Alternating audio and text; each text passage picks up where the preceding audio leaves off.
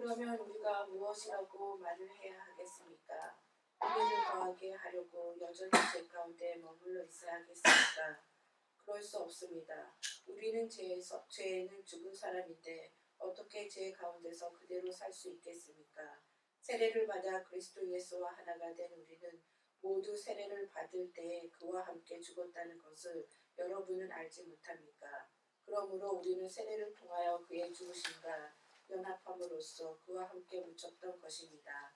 그것은 그리스도께서 아버지의 영광으로 말미암아 죽은 사람들 가운데서 살아나신 것과 같이 우리도 또한 새 생명 안에서 살아가기 위함입니다.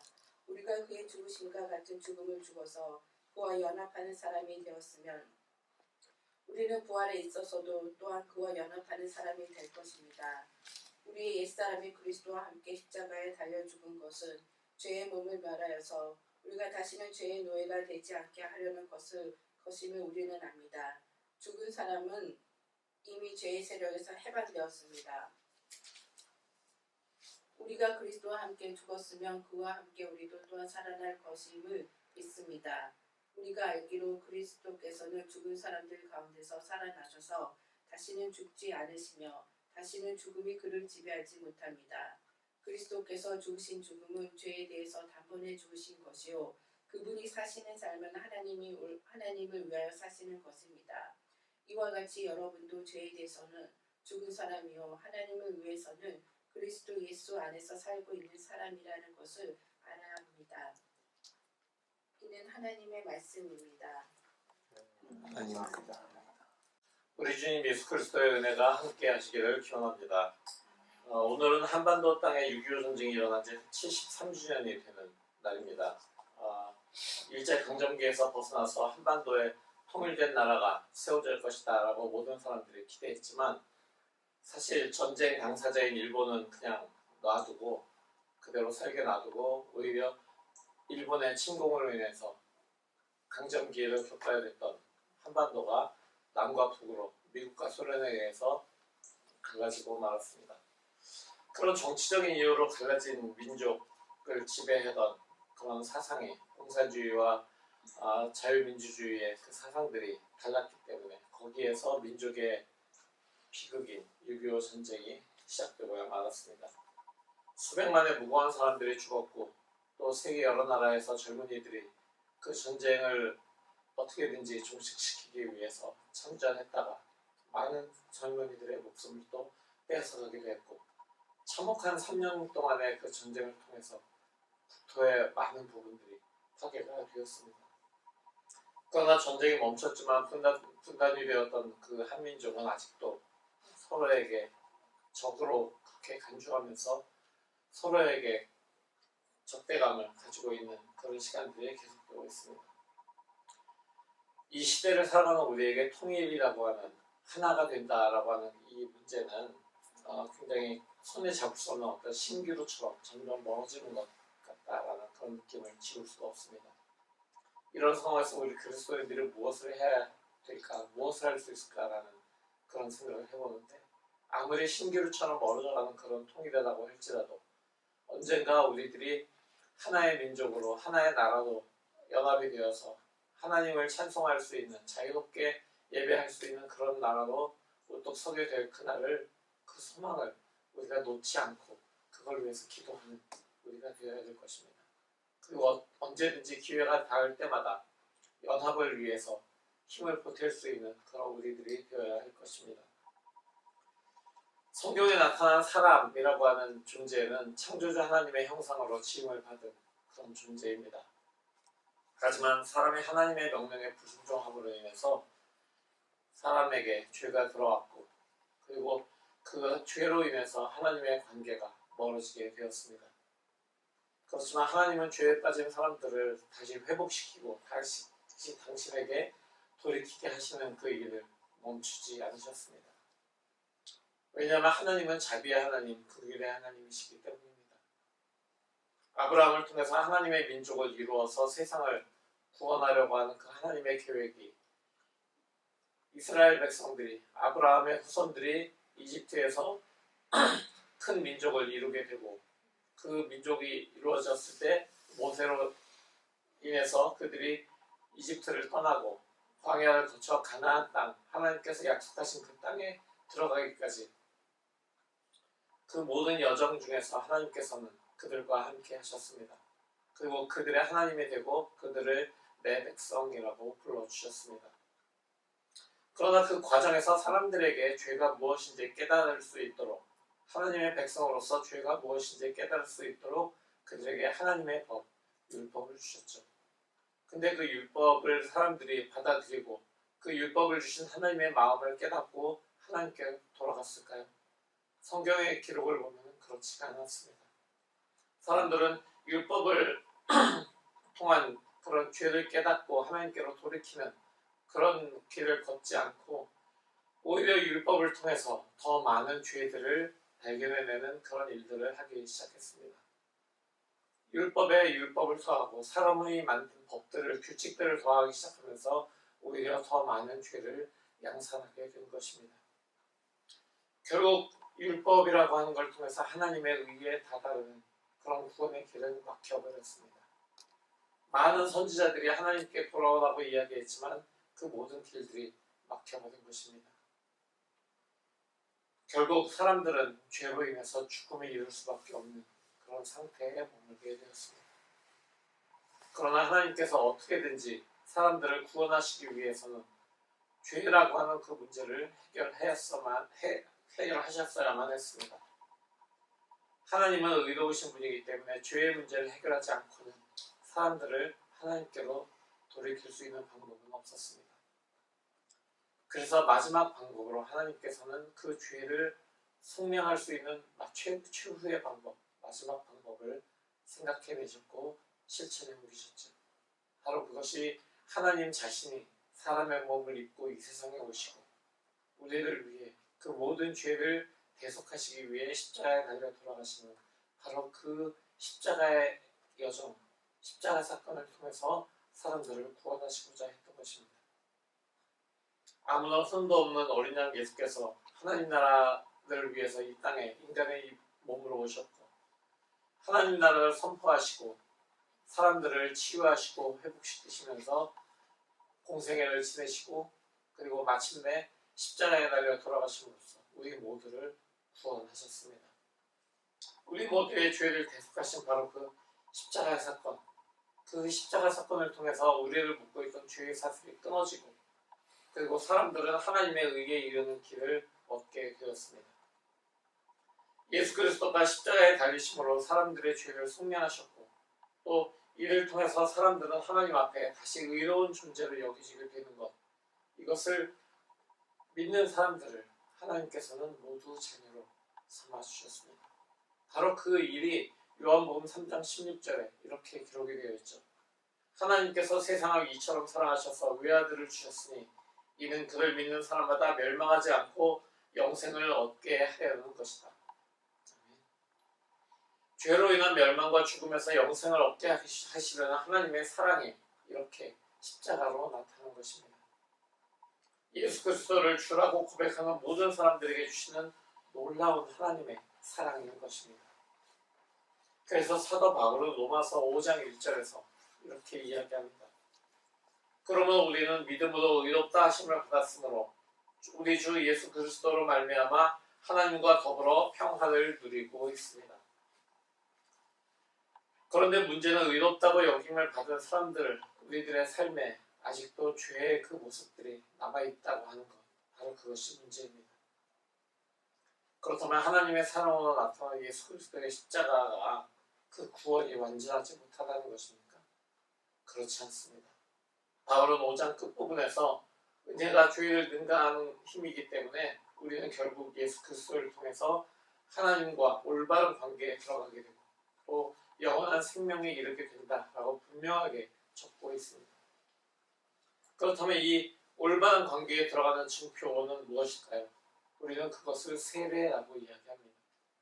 본문에도 세례라고 하는 그 이야기를 하면서 사도 바울이 설명을 하고 있는 것처럼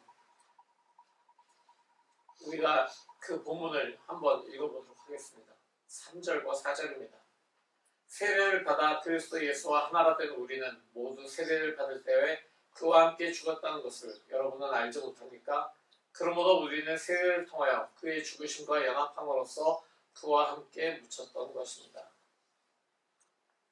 우리는 세례라고 하는 이 예식이 그저 옛사람의 죽음, 나의 옛사람은 죽고 예수 그리스도 안에서 새 생명으로 태어나는 것이라고 알고 있습니다. 그래서 세례 예식의 그 행하는 방법 중에서 물속에 완전히 잠겼다가 꺼내어지는 이런 의식을 통해서 물속으로 완전히 들어가는 것을 우리는 마치 요단강을 건너는 것처럼 완전히 나는 죽고 옛사람은 죽고 다시 물속에서 꺼내어질 때 예수 그리스도로 그 안에서 새 사람으로 태어난다라고 하는 그 이야기를 우리는 알고 있는 것입니다. 그래서 그거를 조금 요약해서 물에 들어가기 힘들 때 물을 뿌리는 방법으로 우리는 세례를 주기도 합니다. 그러니까 세례는 어떤 형식이라기보다는 그 의미에서 예수 그리스도와 함께 옛사람이 죽고 새 사람으로 그리스도 안에서 태어나는 것을 의미하는 것입니다. 바로 예수 그리스도의 죽으심과 연합한다라고 하는 것이 바로 세례의 의미인 것이죠. 우리의 옛사람이 가지고 있던 그런 죄의 습성이 아직도 우리의 삶에 남아있기 때문에 세례를 받은 우리의 삶에도 그 죄의 습성이 그대로 남아있고 그것이 영향을 미치는 것이 사실 우리의 현실입니다. 그럼 우리가 세례를 받아서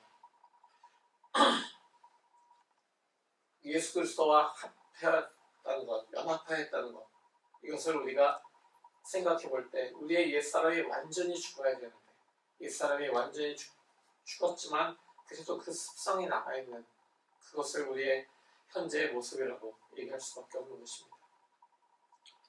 예수 그리스도의 죽으심과 진정한 그 연합을 이루는 사람, 예수 그리스도와 진정한 그 연합이 되어 있는 사람, 예수 그리스도와 함께 진정하게 옛사람이 죽고 다시 새 생명으로 태어난 사람은 세상의 속된 것들을 버리고 옛사람의 습성과 성품을 완전히 버린 사람을 우리가 이야기합니다. 그렇게 될 때 그 사람은 예수 그리스도의 성품을 닮아가고 그리스도인으로서 자신에게 주어진 하나님의 사명을 감당할 수 있습니다. 또한 나아가서 성령의 열매를 맺는 그런 삶을 살아가게 되는 것입니다. 여기에서 연합한다라고 하는 단어가 오늘 본문에 2번이 나옵니다. 예수 그리스도의 죽으심과 연합하고 예수 그리스도의 부활과 연합한다라는 이 2번의 연합이라는 표현이 나옵니다. 이 연합이라고 하는 이 표현은 사실 나무를 접붙인다라고 하는 그 접붙임이라고 하는 단어와 같은 의미를 가지고 있습니다. 예수 그리스도의 죽으심에 연합했다라고 하는 이런 이야기는 예수 그리스도라고 하는 나무에 우리가 접붙임을 받았다라고 이해할 수 있는 것입니다. 요한복음 15장에서 예수께서는 내가 너희 안에, 너희가 내 안에 있으면 이라고 분명히 이야기하십니다. 그리고 말씀하시는 것이 열매를 맺을 수 있다. 너희가 내 안에 있을 때 열매를 맺을 수 있다라고 분명히 이야기하십니다. 나무에다 가지를 접붙이는 이유는 좋은 열매를 맺게 하기 위해서, 많은 열매를 맺기 위해서 그렇게 하는 것입니다. 그렇다면 우리가 세례를 통해서 우리의 믿음을 확증하는 것만으로는 우리는 부족한 것 같습니다.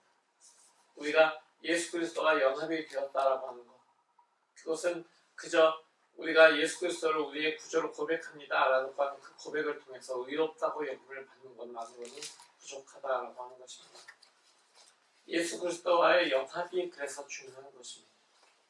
로마서 11장에서 바울은 다시 한번 이 접붙임이라고 하는 것을 이야기합니다. 그러면서 참 올리브나무와 돌 올리브나무가 있는데 그 2개가 접붙임을 받았을 때 그때 그 접붙임을 받은 돌 올리브나무의 가지에서 열매가 맺는데 그것이 돌 올리브가 아니라 참 올리브를 맺게 된다. 왜냐하면 참 올리브에 접붙임을 받았기 때문에 뿌리로서 모든 진액을 받았을 때 그 가지는 이제 접붙임이 완전히 완성이 되었을 때 제대로 된 참 올리브를 맺게 될 것이다 라고 분명히 이야기합니다. 물론 오늘 이 이야기와는 조금 다른 내용을 설명하기 위해서 조금 하나님의 택하신 민족들 이런 것들을 설명하기 위해서 한 내용이지만 그 결과적으로 나타나는 것은 그 가지의 열매가 뿌리로부터 오는 참 올리브의 나무의 열매가 맺혀야 된다라고 하는 것.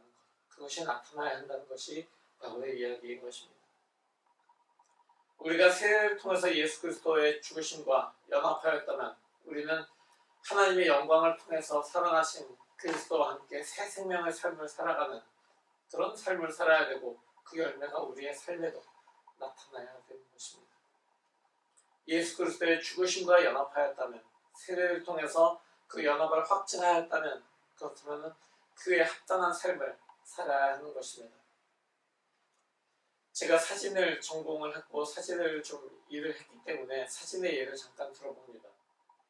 옛날에 나왔던 그런 카메라들은 렌즈에도 빛을 조절하는 조리개라고 하는 것이 있고요. 카메라 몸체에도 셔터라고 하는 찰칵 열렸다 닫히는 셔터라는 장치가 있어서 빛을 받아들이는 그 시간을 조절해야 됩니다. 렌즈에 있는 조리개는 빛이 들어오는 통로의 넓이를 조절할 수 있는 것이고 뒤에 있는 셔터는 빛이 들어오는 시간을 조절하는 거예요. 그래서 이 두 개를 조절하면서 빛의 양이 적절하게 조절되어서 필름에 가서 닿았을 때 이미지가 제대로 맺히게 되는 것입니다. 만약에 이 조리개나 셔터의 조절이 잘못되었을 때에는 필름의 상이 제대로 맺힐 수가 없죠. 너무 과하게 빛이 들어오거나 또는 너무 적게 빛이 들어오거나 하는 현상이 생깁니다. 우리가 초보자일 때에는 그 카메라를 들고 밖에서 막 사진을 찍고 다니다가 실내로 들어왔을 때 조절하는 것을 깜빡 잊어버리고 그냥 막 사진을 찍어요. 초점만 맞추고 구도만 잡고 찍는다라고 생각하고 막 찍습니다. 그러면은 밖에서는 빛이 많이 있는 장면이기 때문에 빛이 들어오는 통로도 좀 작게 해도 되고 빛이 들어오는 시간도 짧게 해도 되기 때문에 충분히 사진이 잘 맺히지만 실내로 들어오면은 빛이 많이 줄어들죠. 그러면은 빛이 들어오는 통로도 활짝 열어줘야 되고 빛이 들어오는 시간도 늘려줘야 됩니다. 그래야 충분히 필름에 이미지가 맺힐 수 있는 빛이 들어와야 되는데 그렇게 하는 걸 잊어버리고 그냥 밖에서 했던 거 그대로 막 찍는 거죠. 그렇게 하면 사진이 제대로 나올 수가 없습니다. 그렇기 때문에 경험이 많이 있는 사람들은 밖에서 또는 안에서 사진을 찍을 때마다 내가 여기에서 어느 정도의 빛을 받아들여야 되는 것을 계속해서 고민하고 그것을 측정하고 그대로 조절해서 사진을 찍는 겁니다. 근데 이거를 또 다른 예로 한번 들어보면은 결혼의 예 같은 걸 한번 들어볼 수가 있겠어요. 결혼하기 전에 연애를 하죠.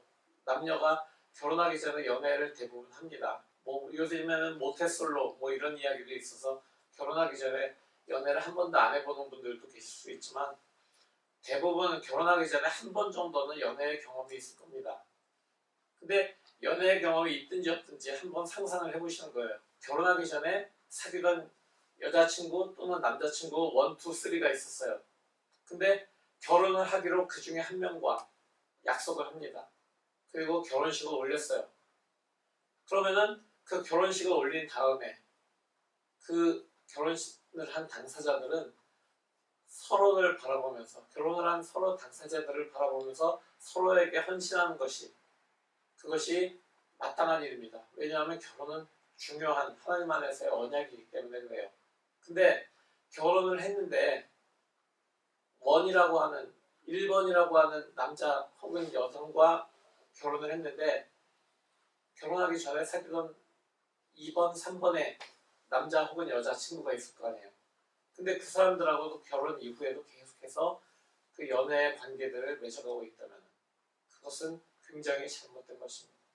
우리는 그런 것을 불륜이라고 얘기하죠. 근데 그렇게 계속한다면 그러면 그 언약의 관계는 깨어지고 마는 것입니다. 세례를 통해서 예수 그리스도의 죽으심과 연합이 되었다라고 하는 것은 예수 그리스도를 나의 대속자로 나의 구세주로 받아들이는 그 믿음을 하나님 앞에 세례를 통해서 확증하는 그런 관계를 가지게 되는 것입니다. 하나님과 예수 그리스도 안에서 새 생명의 언약을 맺는 것이 바로 예수 그리스도의 죽으심과 연합하는 것이고 세례를 통해서 그것이 확증이 되는 것입니다. 그렇다면 그렇게 살아야죠. 근데 그렇게 살지 못하는 그런 것이라면 그것은 연합이 깨어지는 또는 그 언약에 위배되는 삶을 살게 되는 것입니다. 그렇기 때문에 우리가 예수 그리스도를 나의 구주로 삼고 예수 그리스도를 나의 구주로 고백하고 그것을 세례로 확증을 하고 예수 그리스도의 죽으심과 연합이 되었다. 그리고 새 생명으로 그 안에서 새로 태어났다라고 하는 것은 예수 그리스도 안에서 우리가 참된 삶의 열매들을 맺어가야 되는 것입니다. 사도 바울은 그 다음 구절에서 우리의 지금 상태가 예수 그리스도의 부활과 연합하였다라고 또 한번 연합이라는 단어를 사용합니다. 우리가 그의 죽으심과 같은 죽음을 죽어서 그와 연합하는 사람이 되었으면 우리는 부활에 있어서도 또한 그와 연합하는 사람이 될 것입니다. 예수 그리스도의 부활에 연합했다라고 하는 것은 죄 아래에 속한 삶에서 벗어나서 이제는 하나님의 은혜 아래에서 살아가는 삶으로 들어갔음을 이야기합니다. 이것을 바꿔서 얘기하면 우리의 삶은 죄의 속성에 지배에 당하는 삶이 아니라 하나님의 은혜 아래에서 우리 안에 임재하시고 역사하시는 성령의 도우심으로 성화의 삶을 살아가고 있다고 하는 것입니다. 근데 이 성화의 삶을 살아가는 것이 그저 모든 삶이 다 거룩한 것이냐? 사실은 그렇지 않죠. 모든 성화의 단계라고 하는 것이 성화라고 했다고 해서 우리가 부활과 연합했다고 해서 완벽한 삶을 살아가는 것은 아닙니다. 우리 안에 계속 남아있는 죄의 속성들을 어떤 때는 우리가 못 이길 때도 있지만 성령의 도우심으로 그것을 계속해서 이겨나감을 통해서 우리가 어떤 상황이든지 성령의 인도하심을 먼저 구하는 그런 삶을 살아가는 것, 바로 그것이 성화의 삶인 것입니다. 이 성화의 삶의 마지막에는 우리가 하나님 앞에 섰을 때 하나님의 이름을 높이는 것, 하나님의 이름을 영화롭게 하는 것, 바로 그것이 이 성화의 삶의 목적이고 그 종착지인 것입니다. 8절을 보겠습니다. 우리가 그리스도와 함께 죽었으면 그와 함께 우리도 또한 살아날 것임을 믿습니다. 그리스도인은 세례를 통해서 새 생명, 즉 부활의 세계에 들어가리라는 사실을 믿고 그 믿음대로 실천하면서 사는 그런 사람들입니다. 만약에 세례를 통해서 예수 그리스도의 죽음과 하나가 된다는 사실이 분명하면 예수 그리스도에게 일어난 부활이 우리에게 일어날 것이다 라고 하는 그 사실도 분명한 것입니다. 이런 희망이 우리에게 명백하게 존재하고 있다면, 우리가 그 소망을 품고 있다면, 그렇다면 당연히 지금의 삶도 전혀 다른 차원으로 들어가게 될 것입니다. 근데 대개 많은 기독교인들이, 그리스도인들이 이런 생명 또는 부활에 대해서 자주 너무 많이 듣고 있기 때문에 사실 잘 알고 있긴 하지만 정확한 그 의미를 깨닫고 있지는 못한 것 같습니다.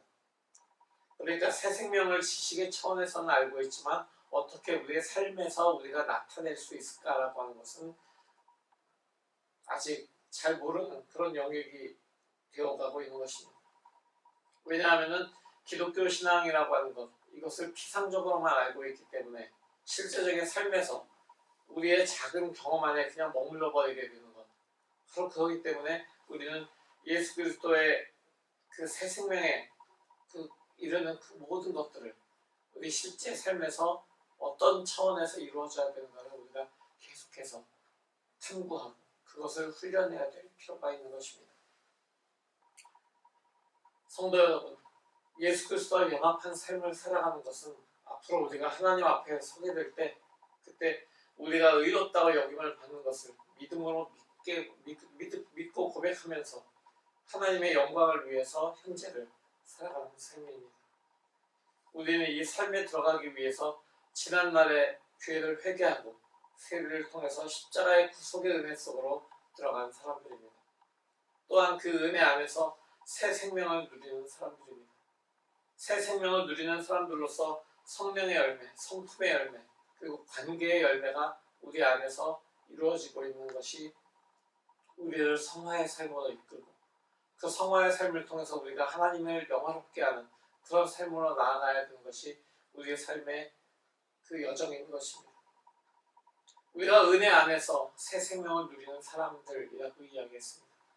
이 삶은 그냥 흘러가는 대로 사라지는 것, 그것이 아닙니다. 우리에게 다가오는 하나님 나라가 현재의 삶에서 어떻게 이루어져야 되는지를 알기 위해서 우리가 쉬지 않고 기도하고 말씀 속에서 경건의 훈련을 해야 하는 것입니다. 하나님의 은혜 아래서 살아가는 삶을 통해서 우리 자신의 욕망을 내려놓고 예수 그리스도의 새 생명과 성령의 열매를 맺으면서 살아가는 그런 우리 모두가 되기를 기원합니다.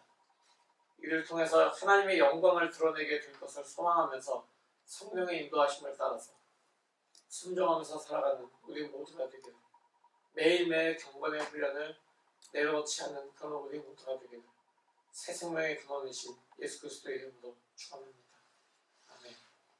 오늘 이 말씀을 가지고 이렇게 기도하며 나갔으면 좋겠습니다. 주님, 우리가 주님과 그리스도 안에서 우리가 연합한 삶을 살아가는, 그리스도와 연합한 사람으로서 살아가기를 원합니다.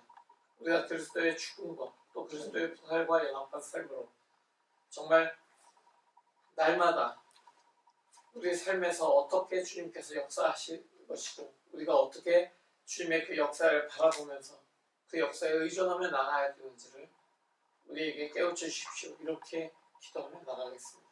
다시 기도합니다. 사랑의 하나님, 하나님의 은혜 가운데서 살아가는 삶으로 우리를 불러주심을 인하여서 감사드립니다. 예수 그리스도의 십자가와 연합하고 죽으심과 연합하고 그의 부활에 연합한 사람들로서 마땅히 우리가 맺어야 될 삶의 열매들을 맺어가는 그런 우리가 되게 하여 주시옵소서. 우리가 더 이상 죄의 영향 아래에서 흔들리는 것이 아니라 하나님의 은혜 아래에서 살아가는 사람들이고 하나님의 그 놀라우신 사랑 가운데서 예수 그리스도와 연합한 그 삶을 살아가는 새 생명의 사람들인 것을 우리가 잊지 않고 우리가 날마다 새 생명의 삶을 살아가기에 부족하지 않은 경건의 삶 또한 날마다 훈련하는 귀한 주님의 제자들 될 수 있도록 응답하여 주시옵소서. 주님, 우리가 간구할 때마다 우리의 간구를 들으시고 우리의 간구를 통해서 우리의 모든 삶을 거룩하게 하시고 우리가 항상 주님의 그 거룩하심을 닮아서 온전히 그 주님의 거룩을 완성해서 하나님의 이름을 높이는 영화롭게 하는 삶을 사는 주님의 제자 될 수 있도록 은혜 베풀어 주시옵소서. 예수 그리스도의 이름으로 간절히 기도하옵나이다. 아멘. 성도 여러분, 그리스도의 죽으심과 부활에 연합한 삶의 열매를 맺으십시오. 성령의 인도하심에 순종함으로 반응하십시오. 경건의 훈련으로 내 안에 이 세상에 하나님 나라가 이루어지기를 꿈꾸며 살아가십시오. 우리에게 하나님의 은혜 안에서 살아갈 수 있도록 하심을 감사드립니다. 날마다 우리의 세상이 은혜 아래에서 성령의 열매를 맺을 수 있도록 인도하여 주십시오. 성령이여 우리를 도우소서. 아멘. 이제는 우리 주 예수 그리스도의 무한하신 은혜와 아버지 하나님의 지극하신 사랑하심과 성령의 내주하시고 역사하심이 예수 그리스도와 연합한 삶을 살아가기로 그 삶에 합당한 열매를 맺기로 결단하고 나가는 모든 성도들의 머리 위에 그들의 가정과 학업과 직장 위에 영원토록 함께 하시옵기를 간절히 축원하옵나이다. 아멘.